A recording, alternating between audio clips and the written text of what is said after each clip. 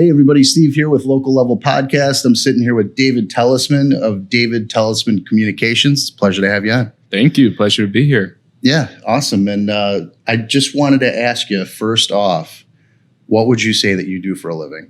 Yeah, well, before I answer that question, I see that I'm being videoed. And you told me about that ahead of time. And you also said that you do some editing. And I'm just going to say you have your work cut out for you. I'd say please focus on my angles, but I really don't have any good ones. So to answer your question, sure. I have a content marketing business. So what does that mean? That means two things. That means that I write for businesses. I write all digital print marketing content. And I also design websites, host, and manage them. I have a partner who created a proprietary platform, and sometimes projects call for fuller marketing solutions where we incorporate the writing and the website design. And that's what I do. So, I didn't actually know that. When we talked, I didn't realize that you did web design as well. Oh, surprise. Yeah. Curveball. So what part of that is your forte? I mean, I figure you're the writer part and you have the tech portion as a partner. Is that the dynamic there? Yeah, that's the dynamic. The writing, the messaging, the communications, that's in my wheelhouse. But, so is the prospecting and the relationship management. Sure. And, when we did our call before, you said that you have a background in many different things. Right. As a matter of fact, Miro, you were his teacher for a short period of time. Yes, I apologize to Miro and his family and friends and anyone associated with him listening to this podcast. Well, he's doing all right. Doing all right. All right. Well, then I'll take credit for that. You were an English teacher? I was. Well, he still has a problem with English. Oh, well, it's all right. You can't blame me for that. It's all right. But so you got your start where? You were in journalism, you were in arts and entertainment, writing, all different things. Correct. Tell me about how that worked out. Right. So out of college, I went to University of Miami. Go Canes, I guess. They're terrible these days. But I was living in South Florida, and my first job was writing for the Sun Sentinel entity for the various community newspapers. And I worked for them as a staff writer for about 2 years, covering a lot of subjects. A great deal of it was Jewish culture. There was there's a publication called the Jewish Journal, and I was covering pretty much all 3 counties in South Florida, which is huge. Dade, Broward, and Palm Beach County. Yeah. And I was also covering news for some of the other papers, the Pompano Beach Times. So, 1 week I'd be writing a story about a kosher restaurant and their practices, and then the other, a fire that took down a house. So, yeah, straight reporting. Yeah, right. That's awesome. And you were in journalism, and it's a touchy subject. It's for me, I guess it really depends on your perspective and kind of what your beliefs are. But what are your views on journalism, the state of journalism today, and kind of how it's devolved? Yeah, well, I think journalism is really important. I think it's a critical institution. We many might say we live in a post-fact society, but journalists, and there's a lot of good ones there. I feel like to a degree they're kind of under siege these days, but they're important. We need journalists to report the news. We need them and we need local journalists. We need to know what's going on the local level, because that's really important. Yeah. Well, you're on the right podcast. It's local level. Yeah. Well, we're cool. covering it. But it is really important. It's the fourth branch of government, basically. Right. So it just seems like with communications in particular, that's what you do. It seems like communications in itself has totally changed in the past decade, especially with social media, with kind of the culture. You really have to choose your words carefully. People get offended very easily. Have you experienced anything like that in your work to to date? Well, I'm offended by that question. No, I'm just kidding. No, not really, because I'm not really the communications I create. They're not really controversial. I mean, it is. I am working with a business, and I'm telling their story, and I'm communicating their value to their audience, so that they could continue to have their customers buy from them and also win new business. Yeah, well, I mean, there's lots of different approaches to marketing, writing, and there's the jaw-dropping shock marketing, in your face type of stuff that can really, really make an impact fast. Social media culture in particular, that's what people are aiming for. And then there's copywriting. Just kind of getting the ideas across. What do you prefer? I mean, in a perfect world, would you prefer to be doing copywriting, or would you like to do more creative campaigns, things like that? Well, I don't think they're mutually exclusive. I mean, I think there is an intersection for both, but it really, it largely depends on your client and who their audience is. I mean, I can tell you right now, I have a client who has a human resources business. I have a client who is a real estate attorney, and there really isn't a space there to create anything very flashy or that's unnecessary. I mean, it's really about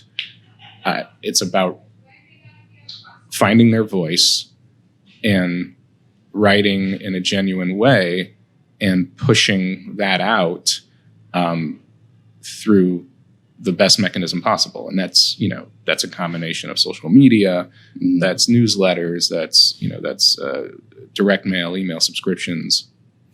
Yeah. And I mean, you do it all with that. So do I. We probably do a lot of similar things. Yeah. But I definitely don't have the background in journalism that you do.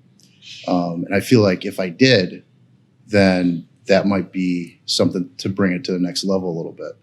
How does that affect your writing here? Sure.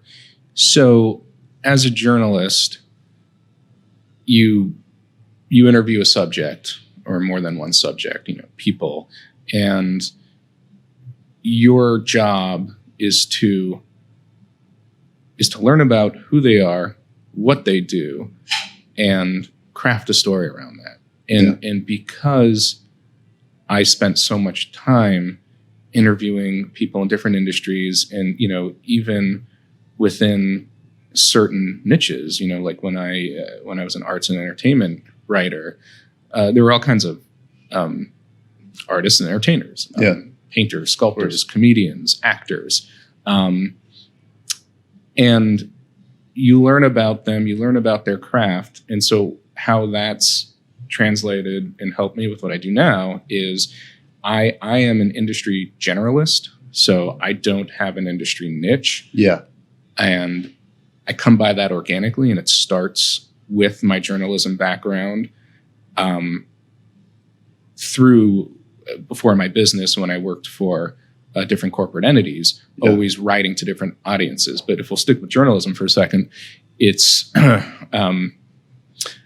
that prepared me to be a quick study to learn someone's industry, an industry that I might not be familiar with. Absolutely, like real estate law, for example. Right. Yeah. Yeah, and I mean, you mentioned that you handle the sales and drumming up clients and things like that. So you have the ability to decide who you're going to write for by approaching those people, and targeting. Right. Is there? I mean, I know that you don't want to pigeonhole yourself because you want to get clients of all walks. But what in a perfect world, what would be your favorite client, industry type, topic, subject? Yeah, it's really, I don't want to alienate any industries. Yeah, it's not. I mean, I could tell you ones that I like, but for me, it starts with it starts with the business owner or the business entity, and we'll go with the business owner for a second, Sure. who is really struggling to create honest and the right messaging for their audience. And, that's the thing that I live for, is being able to sit down with that person and listen to them. Yeah. And really, within a few minutes, I can conceptualize what they need. Okay. And, and that's really where the creativity comes into play for me, is that, it doesn't matter who the client is. It doesn't matter the industry. Yeah. We have this creative freedom to really communicate and reach their audience. There are industries that are really emerging, cannabis, for example, and especially here in Illinois. We've had medical cannabis since 2013, and as of January 1, we're going to have adult usage. And it being locally a pretty nascent industry, and nationally too, right? It is.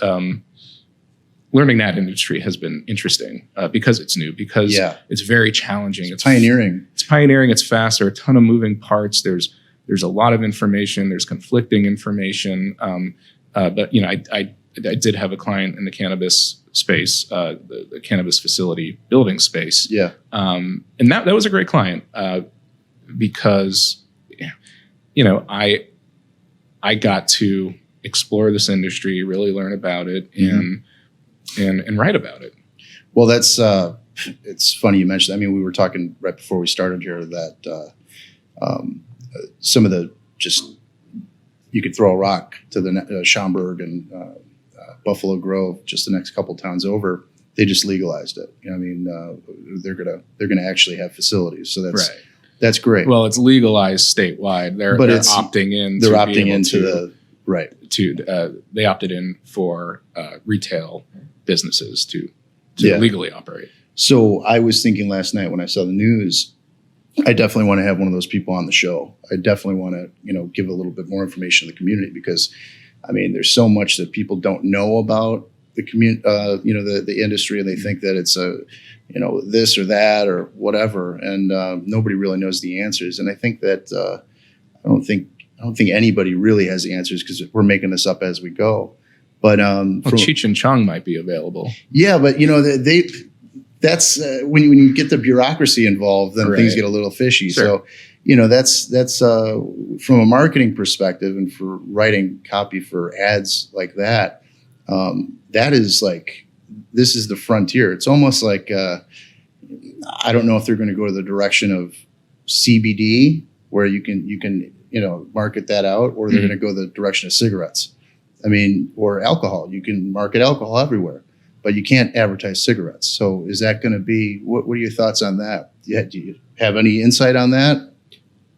Insight as to what, are they going to allow advertisers to write copy for that? Yeah. And market? Well, sure. And that's tricky right now. Obviously there are laws governing who you can advertise to, not to kids, not people under the age of 21. But with regard to digital marketing, I know that the Google's rules are pretty dynamic in terms of digital ads that you run, the pay-per-click ads, and what terms you could use, cannabis, marijuana, and even the cannabis leaf logo. But that being said, there is a lot of marketing that is going on. You can go online and you can research cannabis companies, or you could have subscriptions to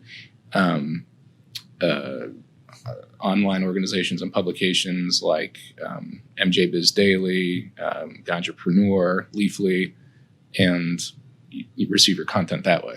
Yeah. It's new in Illinois, so we haven't been marketed to yet. Mhm. I think it's really interesting, and I'm looking forward to seeing how that's done. Right. And what makes this industry appealing and where there's opportunity, people like me, I believe, is that, there is a tremendous need for consumer education, Yeah. for on the clinical side, patient and physician education. Yeah. Do you feel like that's, when you take on a client, I know you're running a business, so you can't take on just the clients you want to take on every time, because you just got to get clients. But do you feel like you play the role of the educator sometimes? I mean, yeah, definitely. And let me clarify.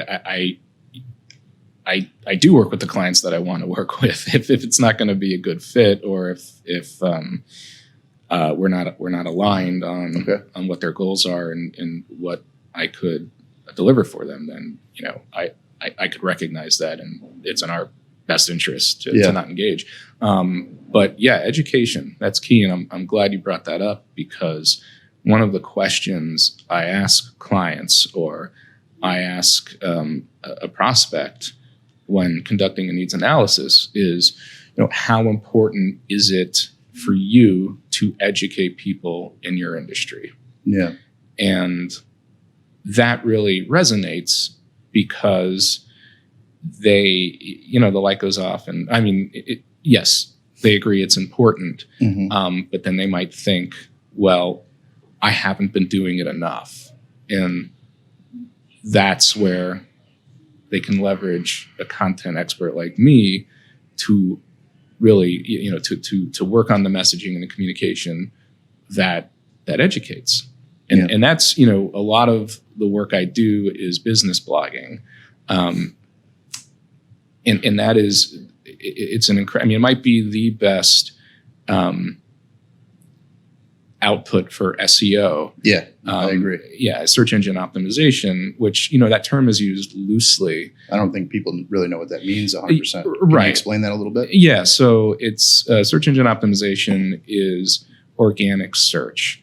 So it is creating content that will be recognized by search engines organically, compared to paid ads, digital ads, pay-per-click, where you are, you're paying for advertisements, and the turnaround is pretty quick. It's more expensive. Yeah. But what's great about blogging is it is playing the long game in terms of marketing. Absolutely. And that's important, because blog posts should educate an audience. Yeah. And they should never be promotional. I mean, it's very soft marketing. Yeah. Yeah. But when the blogs I write, and what I tell my clients is, you want to show your audience that you care about them. Well, you also want to demonstrate that you're an authority on a topic. Yeah. And that you have, some sort of understanding greater than what they have. So they approach you. Right. That's the right. point. You want to demonstrate that you're Right. the expert in your space, and that when they read a blog post, when they read your content, there is a takeaway, a valuable takeaway for them. And that, that creates engagement and loyalty. Well, yeah. And going back to the SEO part, also for people that aren't in web design or marketing or anything like that, the online thing, paid ads, because there's probably a lot of business owners that are probably watching this, and you don't know. You hear, you got Google calling you, fake Google calling you all the time for SEO. You want to be on number one page. You can't even speak English. And that is a dime a dozen.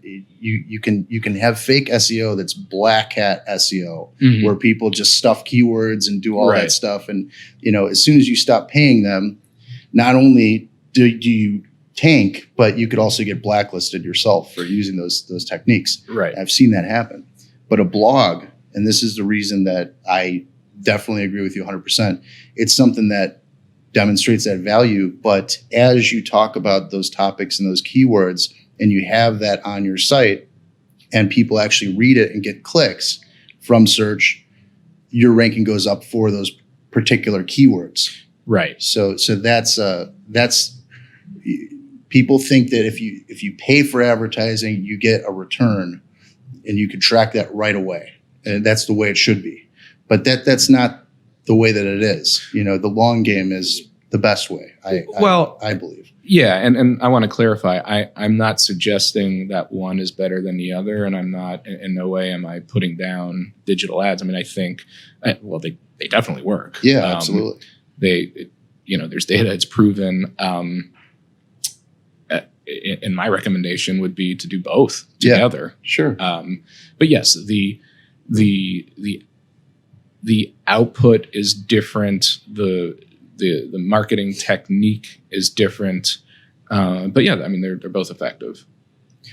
Now, what do you suggest for a new business owner, somebody that is starting out and they have to get their digital kind of storefront put up, their presence?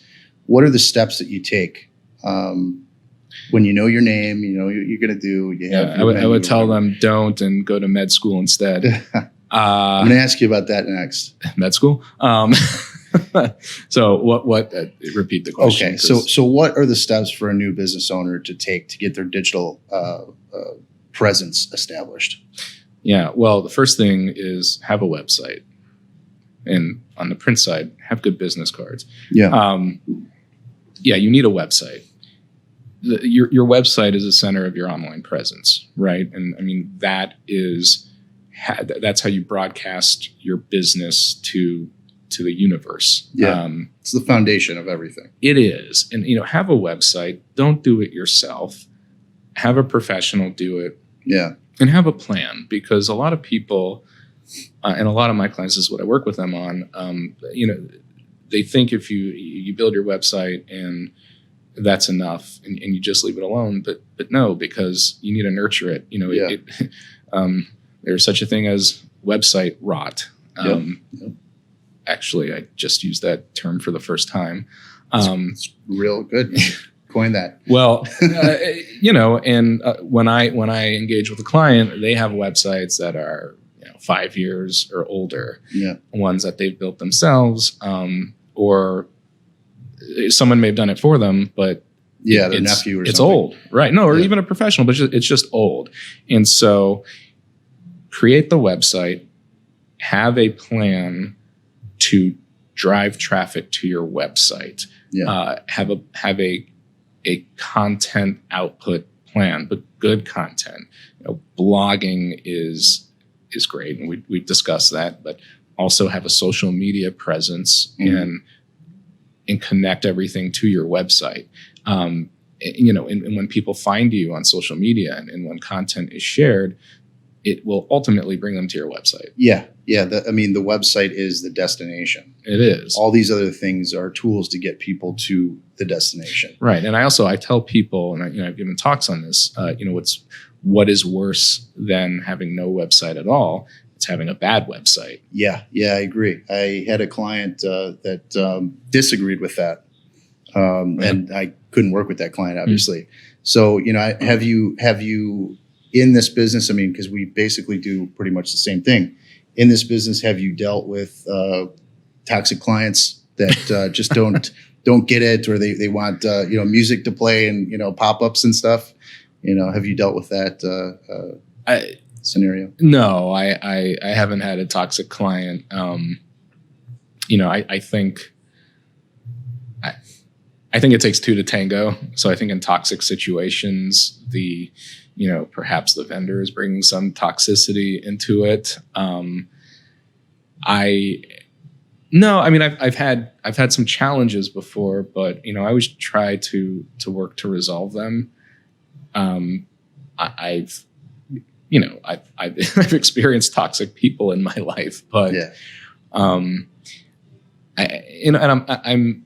I'm a quick study also on I think the type of client and personalities, or I should say, the type of client someone could become. Yeah. I try not to let that hinder me. And again, I could set aside personalities. It's really about getting the job done. Right. And it's not about either of us. It's about getting results for you. It's about It's about writing effectively for your audience. Now, do you, in your business, do you, because I'll tell you what I do. The website is the beginning of a long relationship. Yeah. So for me, even if the money's really good and the relationship isn't, then it's not worth it. So, a lot of people I will turn down because I have dealt with toxic clients that where in the beginning it's like, oh, absolutely, I could do all the things that you want, but I hate you. I can't stand talking to you. And, if you're going to do a relationship, long-term thing like that, it's kind of like being a partner, and I try to tell people that it's like a offsite marketing department. If I don't do it myself, I could consult to find somebody that's good, like you for writing, and kind of help facilitate all those things that are going to make your business grow. But I want to switch gears here a little bit, actually, and I know you have some notes too. Yeah. As an educator, and this is total switching gears. Sure. As a former educator, what do you think is missing in today's education system? Do you think there's something that's kind of we could do things better? I mean, you obviously left the business. We're getting deep. Well, sure. I mean, there are a lot of problems with the education system. And, for one, there's a tremendous lack of funding in general, and on both levels of government and on the most local levels too. I think that many districts and many teachers are, I think they're undervalued. I think they are under-resourced. And, of course, that has an impact on kids. And then, we could also, we could get into where, the tragedy of underserved communities. Yeah. That's huge. Yeah. Yeah. I also think that we'll say the public school institution, or really just the institution of schooling is very different today. When I was in high school in the early mid 90s, and I'm aging myself, but we did not have social media. We did not have lockdown drills. We didn't go to school every day with the specter of an active shooter coming into the school. And so I get upset when I hear things like, kids aren't tough enough today. And I think that's a load of crap, because what they have to deal with, these things, and when people say that, I say, well, have you ever, when you were in high school, could you imagine how much anxiety you would have if you had to participate in a lockdown drill? Do you think, and I agree with you, that that's counterproductive? Because number one, if there is a shooter, this has been, they're getting the same drill, so they know exactly what to do. But I think that this is it's because of social media in particular. There's just more exposure to all this. Ideas are transferred so much faster than they used to be. Mm-hmm. There's always a culture of everybody's watching you, and you can't actually be yourself. People don't have the ability to fall down on their own and get back up, or do something stupid and not have it happen to ruin something down later in their life. And I think that is why people say people are a little bit less tough nowadays, because it's a total different culture, and everybody's on eggshells. So that's another thing that I want to talk about. What do you think about the eggshell type of culture? Well, but I also think that every generation likes to deride the next generation. Yeah, of course. I just that's nature. Yeah, it's part of biology. Right. Diversify. The the greatest generation, I'm sure, thought that the baby boomers weren't tough enough, and the boomers probably thought that my generation X wasn't tough enough. And we take shots at millennials. And is it true? I don't think so. No, I mean, there's no way that could be measured, because a generation represents a different era. Yeah, absolutely. But I mean, if we look at the history of it going back throughout the generations, because we can look at this now. I mean, it's not written on stone tablets. I mean, we could look back at the footage of how people reacted to different things throughout, the decades, and how cultures changed, and how people get outraged about certain things, but also are numb to certain things. Mm-hmm. So there's a total different dynamic there. Where back in the day, with Elvis, they blacked out his lower half because it was too racy to put on TV. But now we have all these crazy things, crazy violent things that children are exposed to, and it's not even a big deal. So it's like, to them, that's like not even real. Right. So, I mean, how do you measure any of this stuff? Well, I think the original question was, do I think that there's a lot of eggshell walking? Yeah.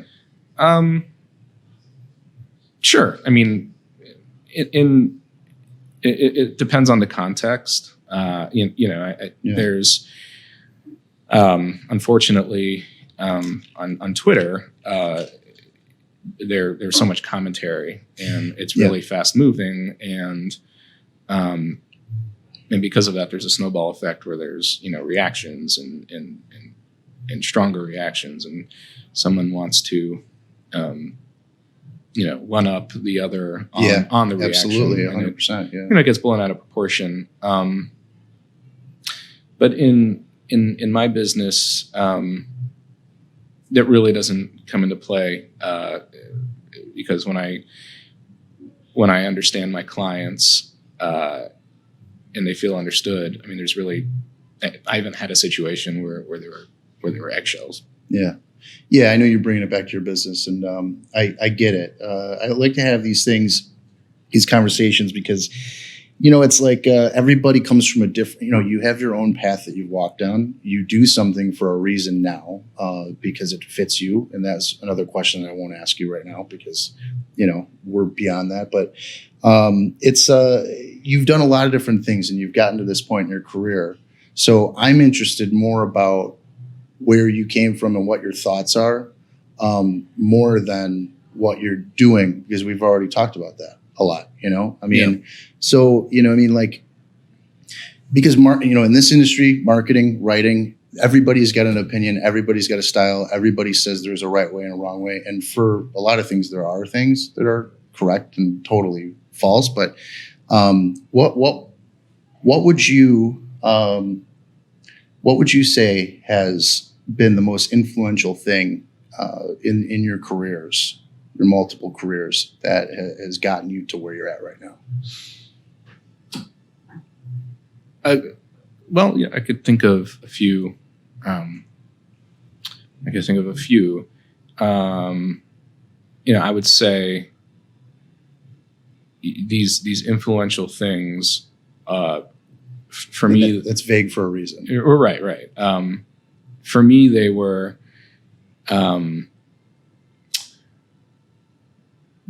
confidence builders, and I'll identify what they were, and they were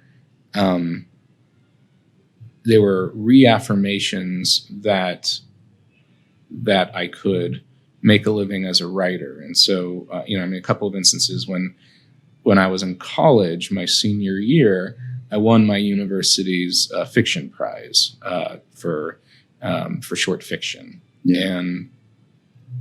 And that, I remember that moment when I got the call, and that it was an emotional experience, because it it validated me. A skill. And I have a little bit of the imposter syndrome.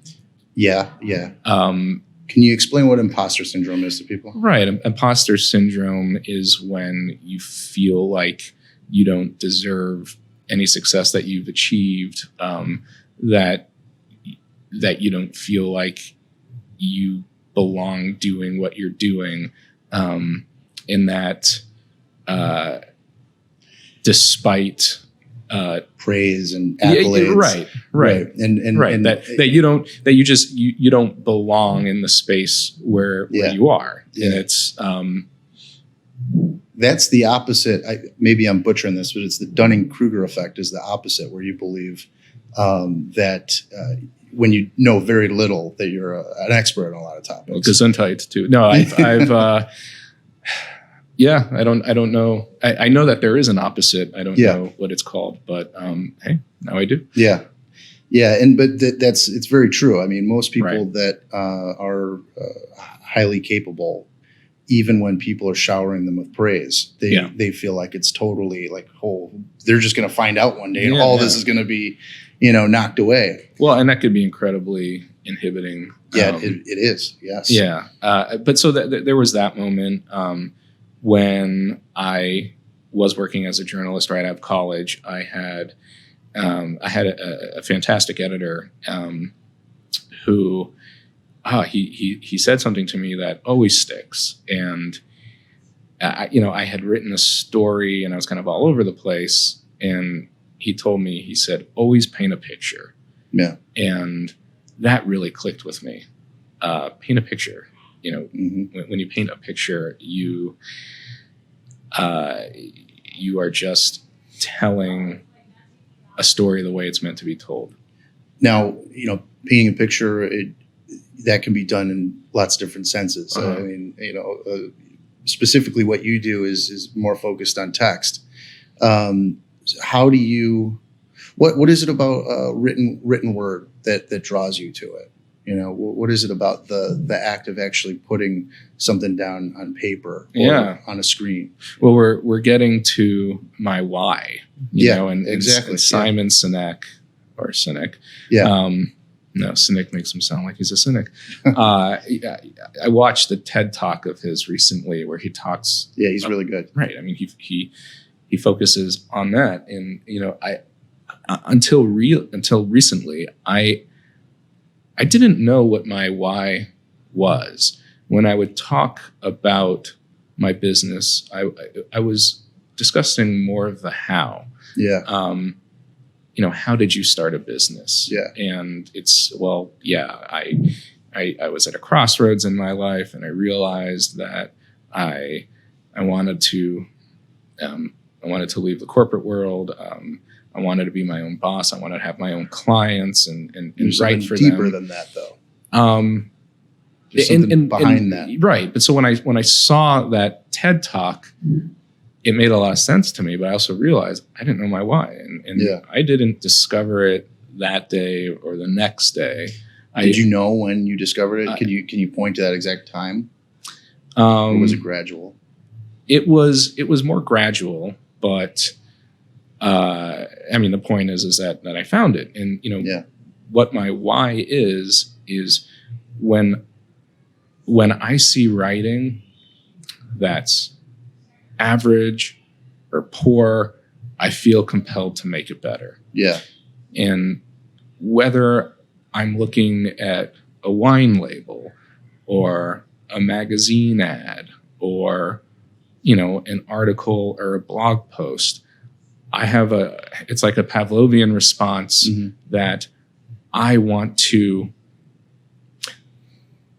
take this, I want to run to it, and I want to make the words, everything about it, I just want to improve it. I want to make it better. And that's what drives me here. And I lead with that. And the way it serves my clients is that then I can work with them to communicate the value of their products and their services and reveal their why to their customers, to their audience. So that's why I do what I do. And there are a lot of people in my space who they're solopreneurs or they're entrepreneurs, or they have their boutique marketing companies, and they lead sometimes with the with budget, with scalability, with the monetization. Yeah. And I don't get me wrong, it's everyone you need. There's lots of different pieces. You need of the sustainability pie. and growth, but I always begin with the why, and that I have to make this better for my client, and then everything else follows from there. Now, do you tie because I've come across people that really, really look at things differently, and it's all dependent on the way that I think it's the way that your learning style, whether you're visual or, you know what I mean? And do you look at the text, and can you set that aside from the design, or is that one thing for you? No, it's often I could see it together. I could look at a website and do a quick analysis. And what's your instinct though? What's the first thing? Do you read it first, or do you look out? Is it about the full experience? It's both, because the copy, the design, the layout, it all has to be right. Mm-hmm. It all has to be visually appealing. It's the the size of the text, the font size, that has to work, and then the messaging, of course, that's gotta be the hook. Yeah, this is kind of a softball question, I guess, but it's probably been asked before. But if you had an example of something that's perfectly done that we all know, what would be that example of marketing online, digital marketing? Something that I've done? Something an example that you could point to that's not your own. Really nailing it. Yeah. A lot of companies do. I would think, what comes to mind? I think Chipotle nails it with their it's their printing, their physical marketing, and when you pick up food there, sorry about that. How they put their messaging on their bags, on their cups. Yeah. It's clever. Trader Joe's is another one. Their fearless flyer that it's a physical kind of newsletter and a list of the items they're carrying that month. Yeah. I love their writing style. It's they don't take themselves seriously, but they're witty, they're funny. Yeah. Those are two examples that jump out. Yeah, and the reason I do that is so people can kind of put themselves into your, look over your shoulder a little bit. I mean, the things that you're talking about. There's a lot. Old Spice, that's another one. Oh, sure, yeah. And I just had a videographer on last night, and we were talking about he does marketing for companies and a lot of marketers. So there's a lot of different ways that it's done, and I think that it takes a different skill set to kind of get that across. And everybody views it differently, which is why there's so many people that do marketing, and that's why it has to be a good fit for your brand. Right. And understanding, your audience is paramount, definitely, and finding ways to engage and connect with them. Now, I thought of two others. Okay, yeah. So, Moon Pie, the snack on Twitter, they are hysterical, and they don't run anymore, and I wish they didn't discontinue it, but Dos Equis with the most interesting man in the world. Those, he actually went over to a tequila company. Oh, did he? They did the same exact ad. Really? Yeah. Okay. Yeah, it's crazy. Yeah. That's another example we were talking about, and I don't know if you have an opinion on this, but the whole Martin Scorsese criticizing the comic world. I don't know if this is your space at all, but we were having a conversation last night. We were talking. Is is it harder to come up with a creative thought of your own, or is it harder to do somebody else's character in something that's been done and do it well? Well, that's a tricky one, I think. Yeah, but it's still, I'm still creating original content when I work now. And I'm using that loosely. Original content can be my own content. The things that I write that are by me. When I'm writing for a client, I'm assuming their voice, their likeness to a degree. But it's still a very creative process for me. Because I go back to conceptualizing, and I'm leveraging them as the subject matter expert, but then I'm taking that and I'm running with it. For me, like, if, for example, if I'm writing website copy, from them, I need to understand who they are, what they do, what pain they're solving. Yeah. And then it's my blank canvas. You just turn it up to 11. Right. And then, we look at it together, and for the most part, mostly they're happy with it, because for the other, how do you deal with criticism? Listen, I mean, criticism, you have to field it. I try to understand it, and I'm usually, I do understand it. Ultimately the client has to be happy with it. Yeah. There have been times where a client, revised a deliverable, and I didn't necessarily agree with it because perhaps they made it wordier than it needed to be. And I have no problem sharing that feedback, but it's not, it never comes down to, it's not a power struggle or anything like that. What ends up happening is, the client is, and I credit them for this. They're advocating for themselves, right? Yeah, because it is their business, and the subject matter is they're closest to it, and they know the most about it, and so I will take their lead there. If it's something that will be detrimental, yes, then I'll speak up. But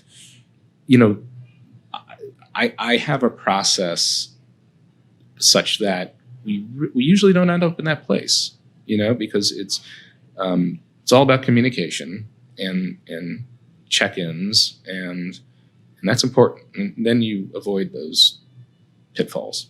Yeah. Yeah, and that comes with experience. Now, I know that so how long has it been since you started your thing now? Yeah. After, working for many years for somebody else, you started your own thing. Right. It's just over 2.5 years. Okay. And, a lot of times, and I don't know if you were affected by this as much as probably other people, just because you came from the industry. Have you been a victim to undervaluing your work? Have you undervalued your price? Have you given work away for free, or not for free, but close to it? And have you gotten away from that yet? So yes, to all of those questions, especially in the beginning. Yeah. And that is so, and that makes me think of a question you posed earlier about what advice I would give. Well, no, I don't know if that's relevant. Scratch that. You could edit that part out. No, we're keeping it in. No, we're keeping it in. Right. When I started, I definitely undervalued myself. And I think that's where the imposter syndrome comes in. And to be fair, I think, and I've met a lot of people, I think when anyone starts a new business, I think one of the thoughts is, what gives me the right to charge a client, right? Or what gives me the right to charge a client this price? Yeah. And And that's this misconception that I was bringing into it was that, oh, I'm just starting off, so I have to be very conservative about my pricing. And then, in speaking with people in the network that I started building, someone, I forgot who, said to me, hold on a second, David. You didn't just start this. Yeah, You've been writing your entire career. You've been writing for over 20 years. You're not bringing a month of expertise to your client. You're bringing over 2 decades. Yeah. And that made a whole lot of sense. Yeah. Yeah. And so that really helped me see things clearer.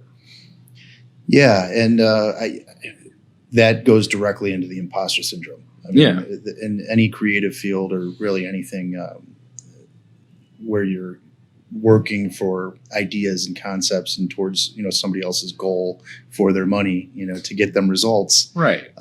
That's it happens to just about everybody. And if they say it doesn't, then they're probably not doing it right. Right. And I do think that flexibility is important. And I'm not saying you have to, sell out on your rates.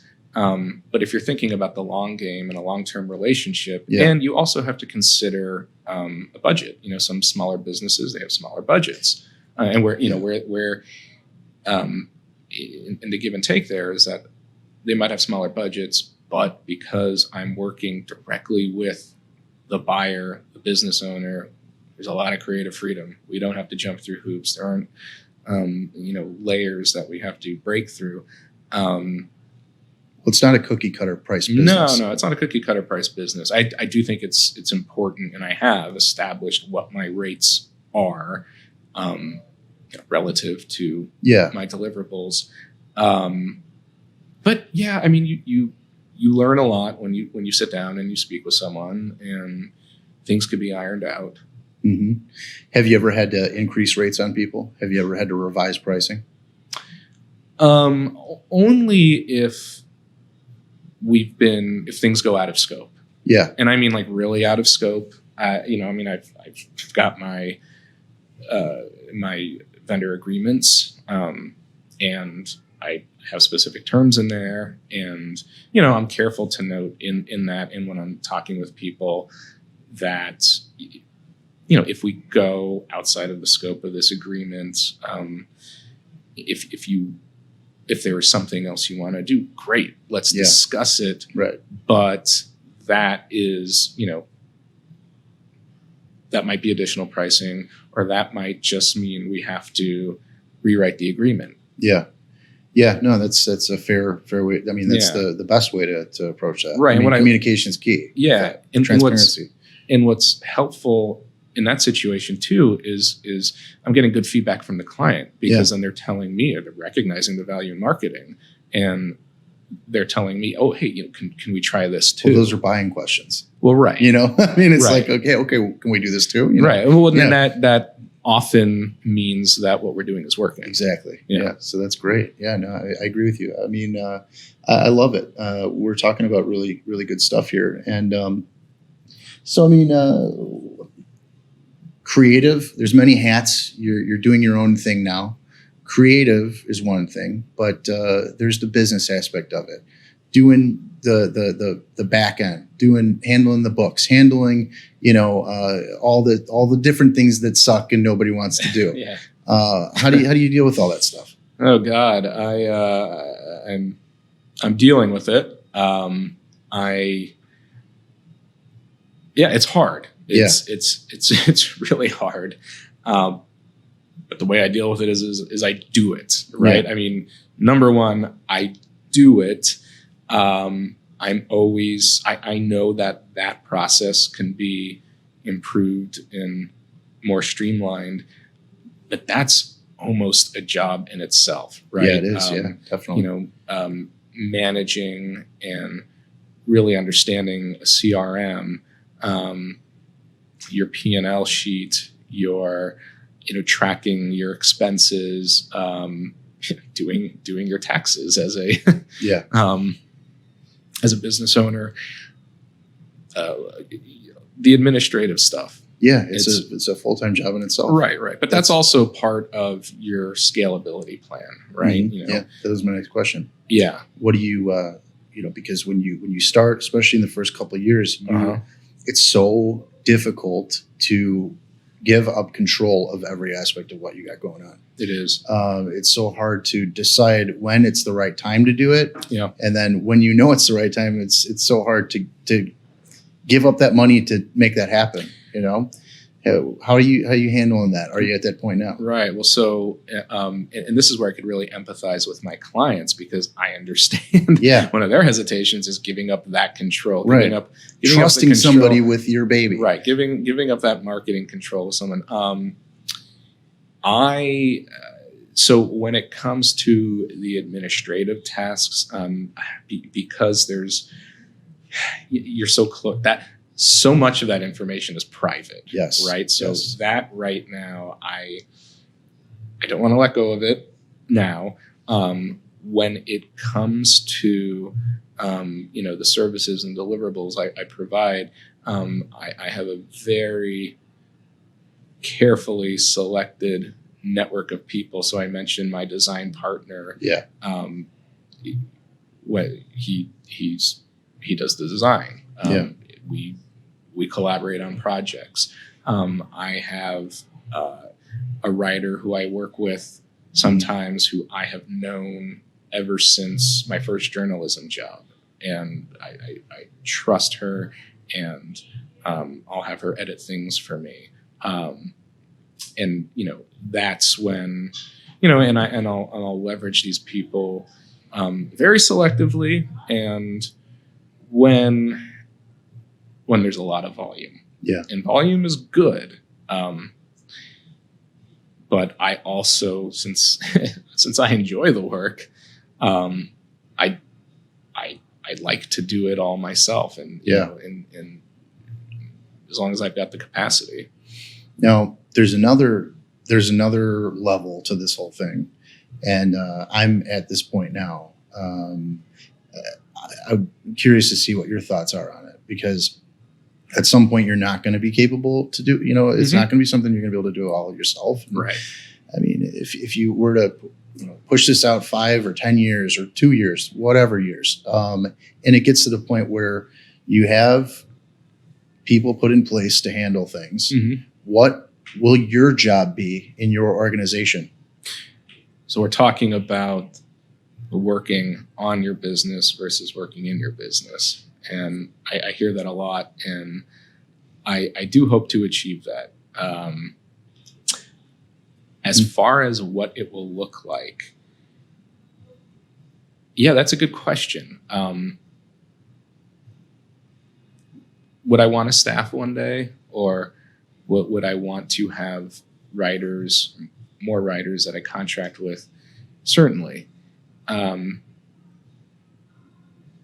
Having never been in that position before, it's hard to specifically describe what the infrastructure and how things would work. Mind blown. But I certainly would want to be overseeing everything, and to a degree, things would still pass through me. I'd want to look at all of the work that's been created, and function more as an executive editor.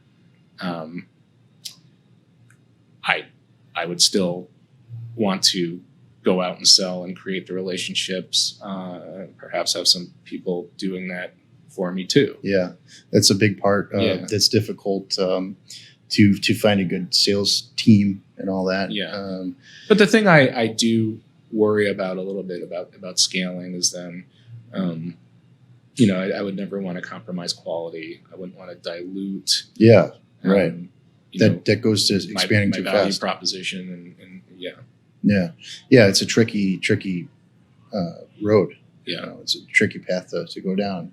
And a lot of people fail. And that's when you fail. When you get to the point where you can't do everything on your own. Right. And if you don't have the things set up, right. Now it's broken. and you can't fix it.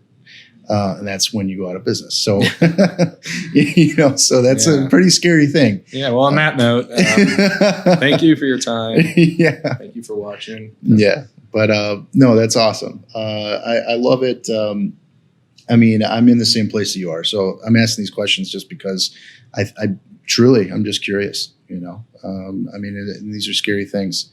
But overall, the imposter syndrome is really the biggest thing. How does that come into play for you? How does it come into play for me? Yeah. Well, it comes into play for me the same way that it comes into play for you, because, what you end up doing is you end up thinking that your work doesn't compete, or thinking that even when you have real success showing results, that it's not good enough, that somebody else can do it. Or maybe a competitor, maybe having this conversation, not knowing, could actually damage relationships. But all that's false. It's all fake. It's not real, because there's plenty to go around. Yeah. And that's the issue. That's the issue a lot of times. Right. And that's what's so insidious about imposter syndrome, is because you have succeeded at something, and yet it's still a failure in your eyes. And and that could be tragic if it's really bad. And it's thankfully it's not really bad for me. And I have, when I'm feeling it, I've got people in my circle who could give me a reality check. Yeah. Yeah. Yeah. The support structure. That's one of the, I know we don't want to go too much longer, but what do you have in place in your life to keep you grounded, to keep you, in a good mindset? Besides gravity? I have, and that is a good question, a great family, That's important. My wife, my kids, my in-laws are close by. My brother and his family are close by. And then my network. And that is one of the most important, and I think the most valuable thing I've learned. And this has been my business school. I didn't study business in college. I didn't get a postgraduate degree in business. I got one in education. But entrepreneurship, that is my business school, and I'm learning. Yeah. Nothing prepares you for all this stuff. Right. But I have established a network, and a lot of people are local in Northbrook and on the North Shore. I belong to 2 chambers of commerce, Northbrook and DBR, Deerfield, Bannockburn, Riverwoods. And the people there, they're such givers. Yeah. And they've taught me to be a giver. They've taught me to listen and to learn about people and to connect people. And they've become part of my support people, my advocates, and friends also. A lot of them. I thought, when I joined, I was 41, and I thought, well, 41. How am I can I really start some new tight friendships? And I have. And so it's, I was at a networking event this morning, and one of the questions we went around, we answered, and it's a pretty intimate group, was, what do you like most about your life? And which that's an existential question. Yeah, absolutely. Right? Yeah, definitely. And, and I answered, I said, I like that I've managed to surround myself by great people. Yeah. Well, that's awesome that you have that you can say that. Yeah. Because that's not something that everybody has. And I think that, those networking events and getting to realize that everybody thinks that everybody else knows better, a lot of times. Right. And they have it figured out. Yeah. But in reality, nobody knows what's going on. We're all just trying to do the best we can. Yeah. And even, and something else I learned is that you can network beautifully with competitors. Yeah. Because it's not, you're not enemies. You can leverage each other. And I've done so. Yeah. And that's the imposter syndrome. That's why you made me blush, because I'm sitting here thinking to myself, man, you got me there. It is. That's why I do this show. And that's why I, want to have these conversations with people, because, there's so much overlap and there's so many people that have questions. There's so many things that there's so many things to do. And, Right. there's plenty of clients. So, your network and your ability to handle those clients and, pass things along and collaborate with people, that is only going to benefit the people that you're collaborating with and your customers ultimately. Yeah. So, it doesn't have to all be on your shoulders. And that's really, really an important thing. And that's why I tell people, if I don't do it, I'll help find somebody that can. Right. And that's a service in itself. Exactly. So that's really great stuff. And I won't keep you forever. Well, do me a favor though, that the next time you feel the imposter syndrome really kicking into high gear, call me. Yeah. I'll snap you out of it. Well, that's really helpful. Yeah. Do so. Well, I understand what it's like. Yeah. And it's standing invitation for me to eradicate your imposter. Well, I appreciate that. And I do have your card, and I will be contacting you because there's a lot of things that we could probably collaborate with. Oh, absolutely. Right. I mean, before when we spoke and you were giving me the overview of your business, I think we were both thinking, wow, we could help each other out. There's a lot to do. So David Telisman, everybody, you can check him out at davidtelisman.com for all your copywriting, communications, web design, blog posts, everything we just talked about. Give him a call. And Dave, it's a pleasure to have you on. I appreciate it. Can I plug two things? Yes, absolutely. Okay. Plug everything you got. Yeah, so I got two things to plug that I've got very soon. I will be launching a new version of my website with an even more expanded portfolio of my work. Awesome. I'm very excited about that. And also, something that I'm offering is a free website content assessment. This is very helpful because I will look at your website and I'll provide you with a report on what's working, what isn't, and recommendations on what you can improve. Yeah. And this normally starts at $300, but this is on the house. That's awesome. A lot of value there. The reason that that's so valuable is because you don't, a lot of times when you contact somebody to do a website, they're going to tell you all the things that they want to tell you to sell you something. Right. And with these consultations, and the reason you charge for these consultations, I imagine, is not just to sell them. It's so they can get that information and do what they want with it. And exactly. And that's you're nailing it, because it's a blueprint for them. And it gives them the choice of, listen, they could hire me. Yeah. Or if they're feeling so bold, they could do it themselves, which I don't recommend. Yeah. Or maybe they want to hire someone else, but at least they have that blueprint, that foundation. Yeah. And that's how I like to help people. Well, I appreciate you offering that to the audience. How can people find that or redeem that? Just send you an email through the website, or? Yeah, contact me through the website. Email me at david@davidtelisman.com. Call me 312-399-0650. Yodel, Messenger Pigeon, Singing Telegram, whatever. Well, they might need it if they don't have a website. Yeah, you're right. There you go. Well, Dave, I really appreciate it, and we'll be talking again soon. Thanks, Steve. Thanks for having me. Really appreciate it. Absolutely. Great stuff, man.